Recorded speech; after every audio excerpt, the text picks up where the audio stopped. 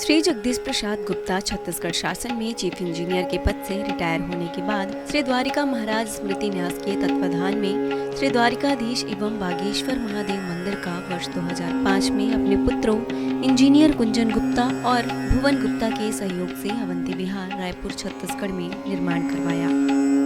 श्रीमद् भागवत कथा, राम कथा, गीता तत्व, वेदांत आदियों के तात्पर्य को व्यासपीठ से कहने के कारण इन्हें शब्दों द्वारा आचार्य श्री जगदीश भी कहा जाता है। अपना संपूर्ण जीवन परमात्मा की सेवा में दे दिया। आपने परमात्मा भगवान श्री द्वारिकाधीश के दिव्य गुणों और कर्मों को लेकर अभी तक 15 ग्रंथों की रचना की है। इन सभी ग्रंथों को भारतवर्ष के जगत गुरु और महापुरुष संतों के द्वारा आशीर्वाद प्राप्त हुआ है। इनमें से श्वेता स्वरूप उपनिषद, श्री राम कथा अमृत से अनमोल, मुंडक उपनिषद, कथा उपनिषद, सरलतम बोध, इन पुस्तकों पर उनके सारे प्रवचन यूट्यूब पर अपलोड कर दिए गए हैं। किताबों का नाम डालकर लिंक ओपन करके आप उसका आनंद उठा सकते हैं।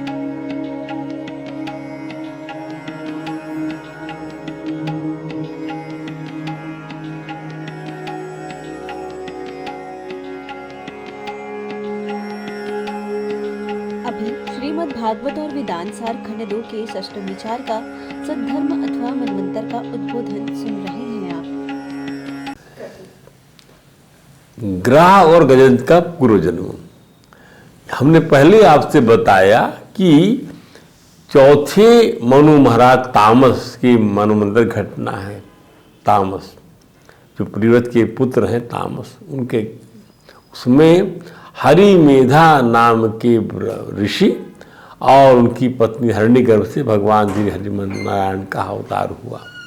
अब इन्होंने कैसे गजेंद्र का उद्धार किया, इससे क्या फलितार्थ निकलता है, तो इसको यूँ समझिए। पहले इनके दोनों के पूर्वजन्म को समझ लीजिए। ग्रा और गजेंद्र का पूर्वजन्म का क्या थे लोग पूर्व योनि में। What in the erstwhile birth what were their form. Gajendra पूर्वजन्म में द्रविड़ देश का शाड्य पांड्यवंशी राजा था। उसका नाम इंद्रद्युम्न था। कथा हम गजेंद्र की अभी कहेंगे, लेकिन पहले समझ ली गजेंद्र का परिचय दे रहे हैं आपको। गजेंद्र माने जो हाथी था, गजराज था, वो पिछले जन्म में इंद्रद्युम्न नाम का राजा था। वह भगवान का श्रेष्ठ उपासक था, अत्यंत यशस्वी था। वह राजा इंद्रद्युम्न राजपाट छोड़कर मलय वन पर रहने लगा था। महाराज इंद्रद्युम्न ने गृहस्थ जीवन से वैराग ले लिया था। वैराग के बाद मालय पर्वत पर छोटी सी कुटिया बनाकर भगवान की तपस्या में लग गया। उसके सिर पर जटाएं थी, वह सदैव तपस्या में लगे रहता था। एक बार वह मौन व्रत धारण की भगवान की पूजा में तल्लीन था, तो भगवत प्रेम में डूबे हुआ था। तभी उस समय अपनी इच्छा से महामुनि अगस्त्य अपनी शिष्य मंडली के साथ महाराज इंद्रद्युम्न की कुटिया में पधारे। तब मुनि ने देखा कि राजा इंद्रद्युम्न एकांत में बैठे मौन साधन साधे हुए हैं और उनके स्वागत के शिष्टाचार का पालन भी नहीं कर रहे, तो वे क्रुद्ध हो गए। तब महामुनि ने श्राप दे दिया। इसको समझिए आप। कोई मुनि आए, आपने शिष्टाचार नहीं किया, उनका सत्कार नहीं किया, पाद अर्ध आसन नहीं अर्पित किया उनको। पहले आसन दीजिए, पाद में पानी डालिए, अर्ध दीजिए, हाथ में आचमन कराइए, मुख शुद्ध करिए, उसके बाद जल दीजिए पीने के लिए। ध्यान दीजिए, हरि स्मरण से सब चीजें शुद्ध होती हैं। वो किया नहीं, उन्होंने श्राप दे दिया। तो क्या श्राप दिया?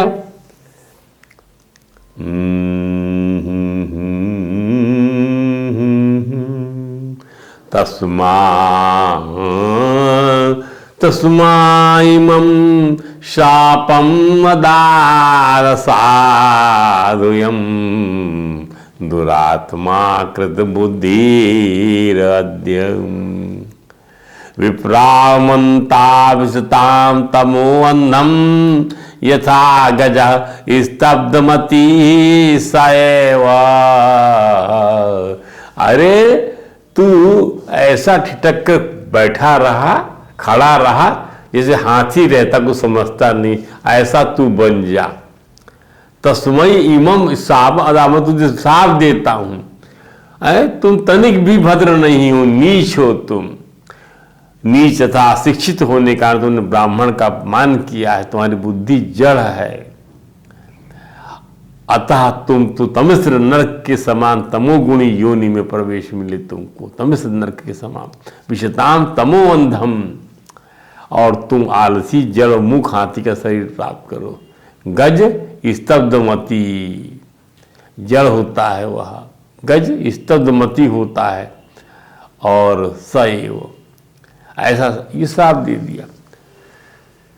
इसका अर्थ क्या है? श्राप क्यों मिला इंद्रद्युम्न को? काश कि इसको समझ सकते हैं अपन लोग, कितना बड़ा कर विपाक है, कितना बड़ा कर विपाक आपकी समझ से परे है कि एक राजा हाथी बनेगा। और यह कौन कह रहा है? एक ऋषि बोल रहा है। इन ऋषियों ने भगवान के वंश को भी श्रापित किया। तो आपको ऐसे कोई कर्म नहीं करना है जिससे आपको शापित हो जाए, कोई शाप दे दे, शाप जी दे। ध्यान दीजिए, भगवान की भक्ति ही ऐसे शाप का जो है निराकरण कर सकती है। कोई ताकत नहीं जो निराकरण कर सके। भगवान कृष्ण में क्षमता है कि वो अपने ऊपर श्राप ले लेते, लेकिन अपने भक्त को जो है श्राप से कभी भी जो है ग्रसित नहीं होने देते। अब यही इंद्रद्युम्न अपना प्रारब्ध मान स्वीकार कर लिया, अब क्या करूं मैं? परंतु उन्होंने ईश्वर की भक्ति को नहीं छोड़ा, प्रभु के स्मरण को, इसको कोई नहीं छोड़ता। अब भाई श्राप दे दिया तुमने, अर्थात अर्थ क्या है? लौकिक जीवन में कठिनाई आ जाए, कोर्ट कचहरी में आप फंस जाएं, बीमारी या जारी में फंस जाएं, दुश्वारी में आप फंस जाएं, किसी दुश्मनी में आप फंस जाए, तो अपनी झगड़ा लड़ाई घर में होने लग जाए, पर भगवान का जाप मत बंद करो भाई, भगवान की भक्ति मत बंद करो भाई। आप काम से निकाल दिए जाओ, पर भगवान की भक्ति मत बंद करो भाई। इसको ध्यान दीजिए। वो आपका जो जाप छूट गया, झगड़ा हुआ, सब प्रारब्ध मान लीजिए। रोज घर में झगड़े हो जाते हैं, पर भगवान का नाम लेना मत बंद करिए। परंतु उन्होंने ईश्वर की भक्ति को नहीं छोड़ा। इंद्रद्युम्न ने प्रभु के स्मरण को तिलांजलि नहीं दिया। हरि स्मरण को ही सर्वोच्च धर्म मानने वाले महाराज इंद्रद्युम्न को श्रीमन नारायण हरि की भक्ति ने किस प्रकार उन्हें हाथी की जड़ योनि से छुड़ाया। ये जो है श्राप के साथ उसकी दवा भी साथ साथ देते रहिए। आप बीमार हैं, हाँ हैं, दवा ले रहे हैं, हाँ ले रहे हैं, लेकिन भगवान की भक्ति से जोड़ दिया आपने अपने शरीर, अपने स्वास्थ्य को, तो आप देखिएगा कि आपको बीमारी असर नहीं करेगी, निकल जाएगी, निकल जाएगी, आप पार लग जाएंगे, खरोच नहीं आएगी आपको। जिस ग्राह के फंदे से श्रीमन नारायण हरि करने का कुछ छुड़ाया, वह भी पूर्व जन्म में, अब ग्राह छुड़ा, कथा चल रही है वर्तमान में, इस जन्म में गजेंद्र और मगर की। तो वो मगर जो था, हूहू नाम का गंधर्व था, उसे देवल ऋषि ने किसी अपराध पर श्राप दिया कि वो मगरमच्छ बन जाए, तब हूँ को मगरमच्छ की योनि प्राप्त हो गई। अब इस प्रकार से ये कर विपाक बना हुआ है कि एक राजा हाथी बन गया, एक गंधर्व हूहू बन गया, एक गंधर्व हूहू क्या बन गया? मगरमच्छ बन गया, क्रोकोडाइल बन गया। एक शापित राजा और एक गंधर्व, शापित गंधर्व दोनों ऋषि मुनि के अपराधी थे। कर्म विपाक में कैसे भगवान की योग माया दोनों श्राप और उसकी विमोचन को लेकर जिस दिव्य कथा को बनाती है भगवान की योग माया, क्या बात है। उसका संदेश ही जीव के लिए होता है कि कम से कम उसे किसी भी शापित जीवन के कारण कोई अधम और जड़ योनि प्राप्त ना हो सके, अर्थात कोई दुखदाई जीवन न जीना पड़े। ये तो समझ सकते, कुछ भी हो जाए ऐसा कोई दुखदाई जीवन न दे भगवान, न दे भगवान। तो भगवान कुछ पकड़े रहो, अब प्रारब्ध सजा भुगतते रहो, लड़ते रहो, झगड़ते रहो। वेद कहता है ओम योनिमन्यम प्रपद्यन्ते शरीरत्वाय देहिनां। यो अन्य योनि को चला जाता है शरीर धारण करने के लिए जीव। स्थाणु अन्य अनुसंयंती, स्थाणु योनि मिलती है उसको, या वहां चला जाता है, यथा कर्म, मरने के बाद यथा कर्म, यथा जैसा वो कर्म करता उसका, या जो सुन के स्वभाव बनता उसका उस हिसाब से। तो गजराज की बात निराली है। गजराज क्या बन गया? गजराज अपने शुभाशुभ कर्म के अनुसार ये दूसरा शरीर मिला हो तो हाथी शरीर भी मिला, परंतु उसका स्वभाव, उसका कारण शरीर, वो तो आप समझ लीजिए उसको जो है उसके अंदर में भगवान की भक्ति भरी थी, जो जागृत नहीं हुई थी उसको जागृत होगी जब कटना। अब देखिए, अब आपके अवचेतन में भक्ति पड़ी हुई है। भगवान ने कहा ना, तथा तम लभते बुद्धि संयोगम पौरुदेहिकम। अब पुराने शरीर का बुद्धि संयोग अपने आप प्राप्त हो जाएगा उसको, वही भगवान कहते हैं। और ततो यतेत योग संसिद्धौ पुनः योग संसिद्धौ कुरु नंदन। हे अर्जुन, और पुनः मेरे में लग जाएगा वो, पुनः मुझे मेरी प्राप्ति करने के लिए प्रयत्न में लग जाएगा। तो वैसे ही जब ये योनि मिली तो सब कुछ खत्म हो गया उस जन्म का, लेकिन उसकी भक्ति बनी रही। और लेकिन उसका वैभव जो है, हाथी का जो वैभव होता गजराज का, इतनी हथनियाँ, वहाँ राजा की रानियाँ थी, यहाँ हाथी की हथनियाँ हैं, तो मैथुन से वही मिल रहा है, ध्यान दीजिए। और बड़ी मस्ती है उसको, वही लीला क्रीड़ा करता, सरोवर जाता, जब सराय नहाने की आली आती है। कोई आड़री तालाब में नहीं जाता था गजराज,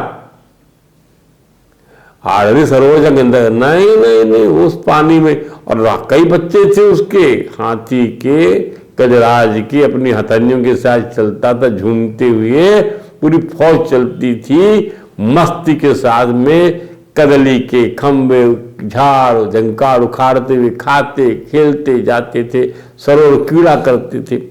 और भगवान की भक्ति उसकी उस जन्म की भी बनी हुई है, और वैभव उसका इस प्रकार का बन गया। ध्यान दीजिए, गजराज की बात निराली थी। गंधर्व लोग छुप कर कर्म करते हैं, अतः वो गंधर्व घात लगाकर जानलेवा हमला करने वाला प्रबल जलचर मगरमच्छ बन गया।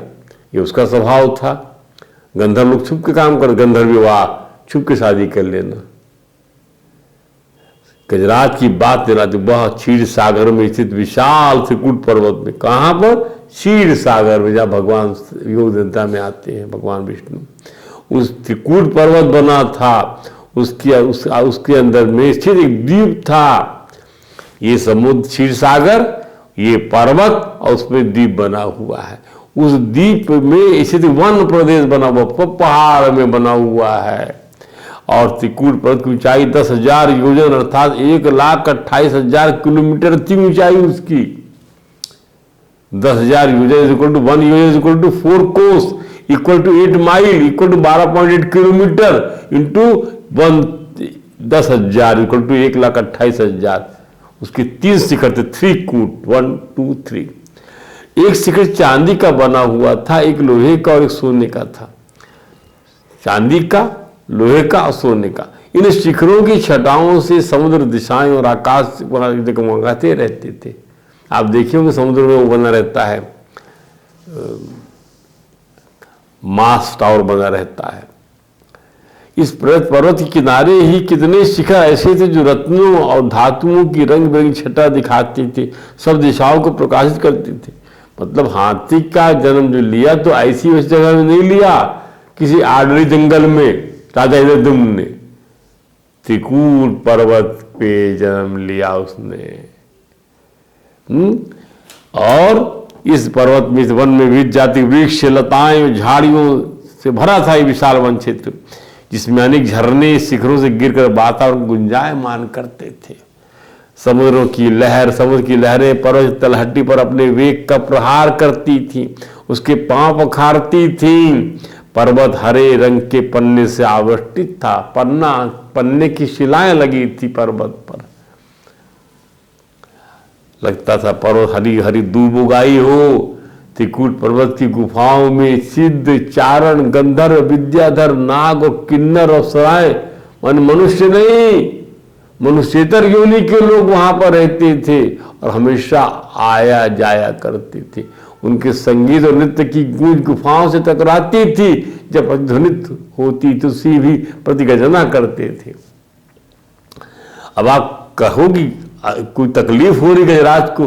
तकलीफ उसको सिर्फ यही हुई जो बताएगा अपनी श्रुति में आगे चल के, उसको आप समझिएगा कि वो जो है उसको बहुत दुख लगा है जड़ योनि प्राप्त, क्योंकि वो चीज़ उसको नहीं समझ में आती थी। ज्ञान उससे दूर रहा, उसकी आत्मा में उसका आवरण पड़ गया उस जड़ योनि की वजह से।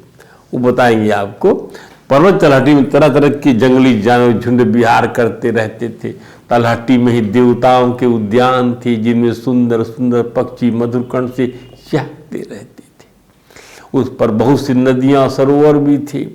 उनका जल बड़ा निर्मल मधुर था। उन सरोवरों के तट पर पत्थर की नन्ही नन्ही मणियों की बालू चमकती रहती थी। उन सरोवरों में देवांगना स्नान करती थी। क्या जलजला था। राजा इंद्रद्युम्न जो गजराज बना इस जन्म में, तो उस जन्म का भी राजा का जलवा और इस जन्म में हाथी राजा का जलवा देखिए आप। जलवे में कमी नहीं है।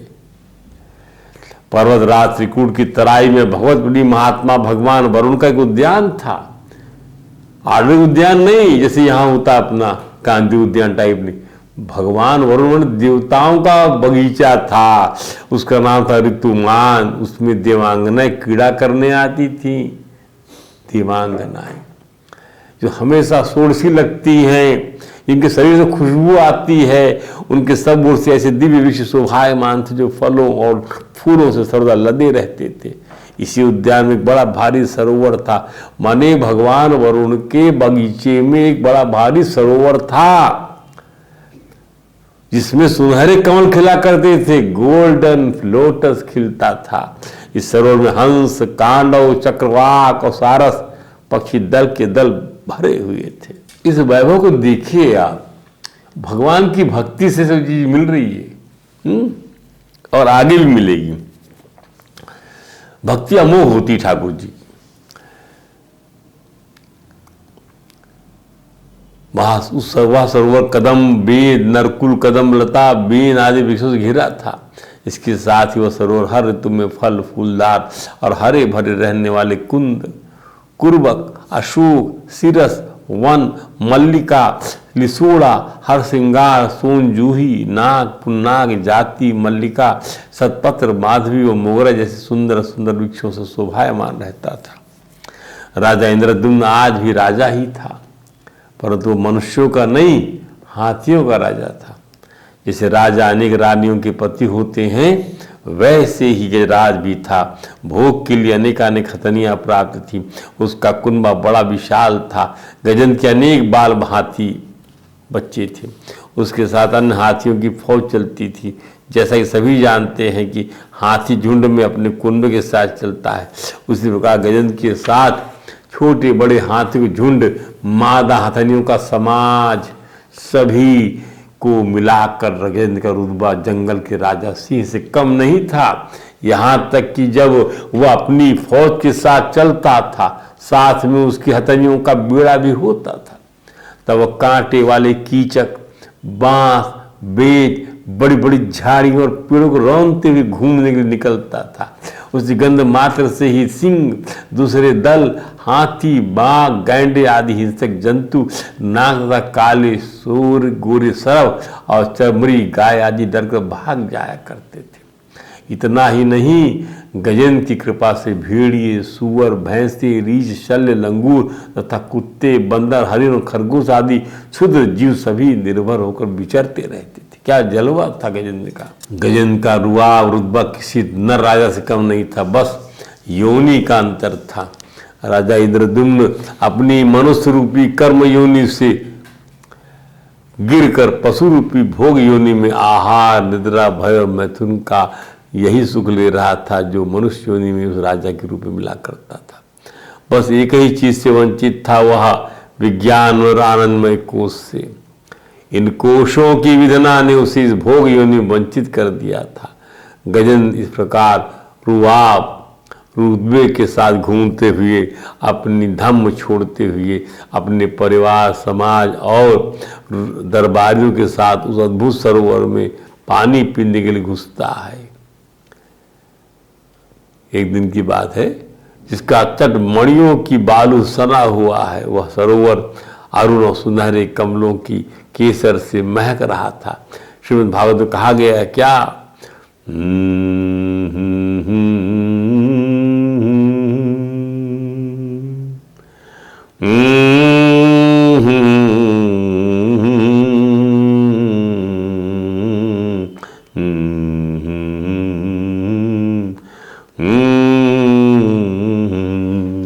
विगाय तस्मिन् तामुनिर्मलम् हेमारविंदो पलरेणुवासितम्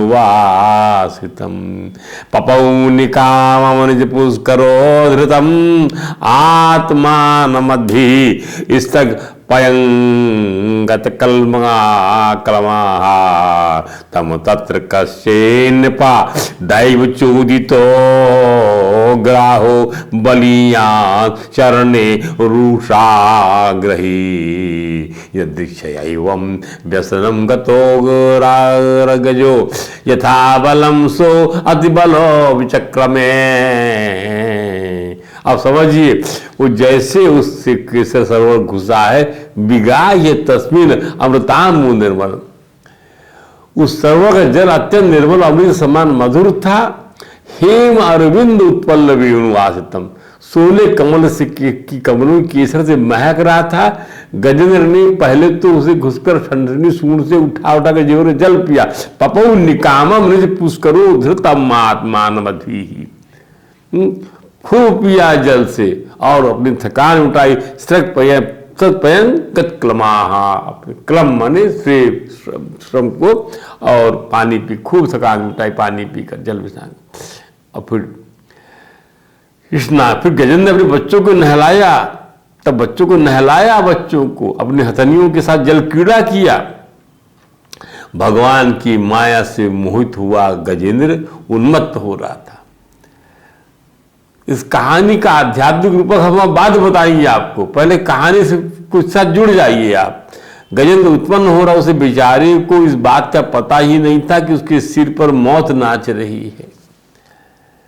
जिस समय गजेंद्र इतना मस्त हो रहा था, उसी समय प्रारब्ध की प्रेरणा से एक बलवान मगरमच्छ ने तत्र तत्र कश्चिन दैव चोदितो, भगवान देव की प्रेरणा से दैव चोदितो ग्राहो बलियां चरणे रूषाग्रहीत, एक बलवान ग्राह ने उसके चरण को पकड़ लिया क्रोध में भरकर।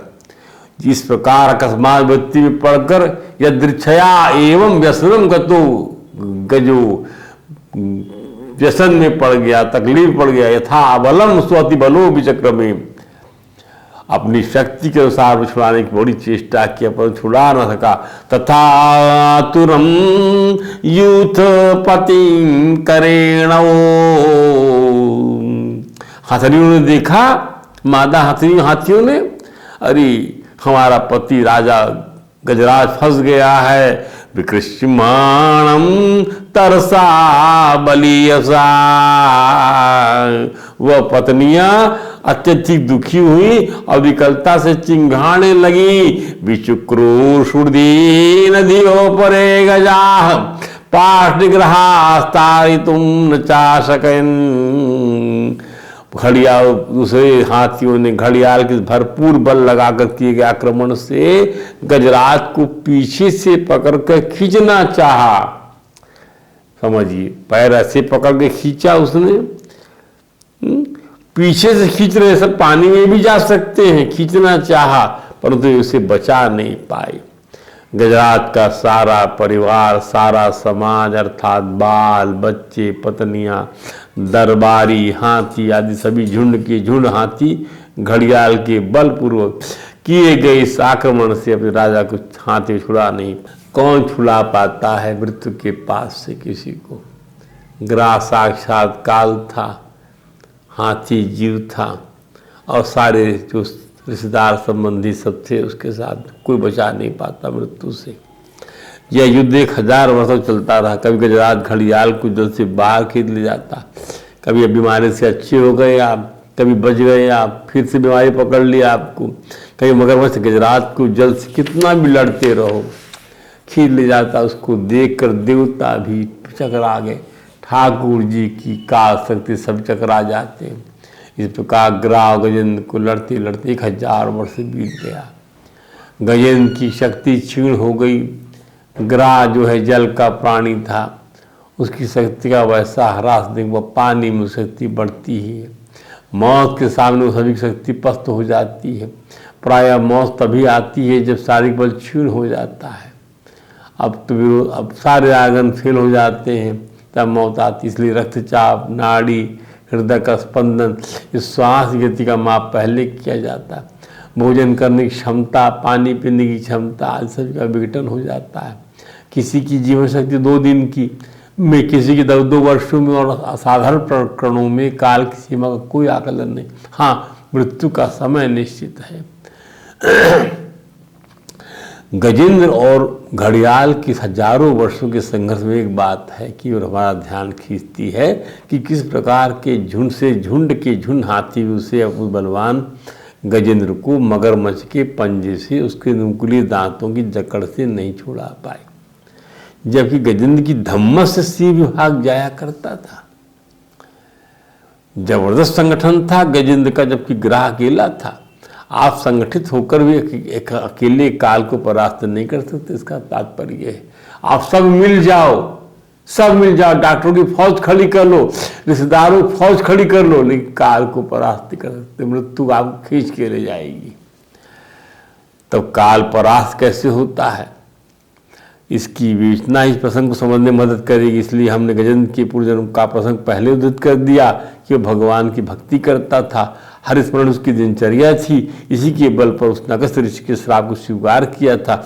देवल ऋषि के श्राप से हून और गंधर्व ही ग्राह बना हुआ था।